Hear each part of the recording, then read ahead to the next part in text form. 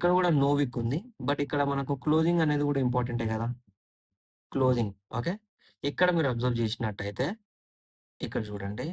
కిందికి వచ్చిందా ఇక్కడ? రీటెస్ట్ అయ్యి రివర్సల్. మళ్ళీ కిందికొచ్చి అదే పాయింట్ నుంచి రీటెస్ట్ రివర్సల్. ఇదే రీజన్ మనకు మార్కెట్‌లో ప్రాఫిట్ అవుతదండి. వేరేది ఏం లేదు. ఇక్కడ అబ్జర్వ్ చేయండి. క్లోజింగ్ లెవెల్ ఎక్కడ బ్రేక్ చేయలేదు. ఎక్కడ మనకు రీటెస్ట్ రివర్సల్ ఒక్కసారి దొరికింది ఇక్కడ. ఓకే. సెల్లింగ్ అనేది జనరేట్ అయింది. లగ్‌భగ్ ఇక్కడ ఎన్ని పాయింట్స్ దొరికాయి మనకు? 200 టు వామ్మో! లగ్‌భగ్ 200 పాయింట్స్ దొరికాయి. ఇక్కడ మీరు అబ్జర్వ్ చేయండి. ప్రీవియస్ డే ఇక్కడ ఫస్ట్ క్యాండిల్ క్లోజింగ్, మార్కెట్‌లో ఫాల్, రీటెస్ట్, రివర్సల్. ఇక్కడ గూడా చూడండి.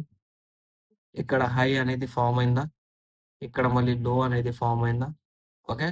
హై లెవెల్ ఎక్కడైనా బ్రేక్ చేసిందా? చేయలేదు. ఎందుకంటే సపోర్ట్ తీసుకుంటే హై లెవెల్ బ్రేక్ చేయాలి. బ్రేక్ చేయలేదు అంటే మార్కెట్‌లో ఆ సెల్లింగ్ అనేది కంటిన్యూ. బ్రేక్ చేసింది అంటే రీటెస్ట్ రివర్సల్ కావాలండి.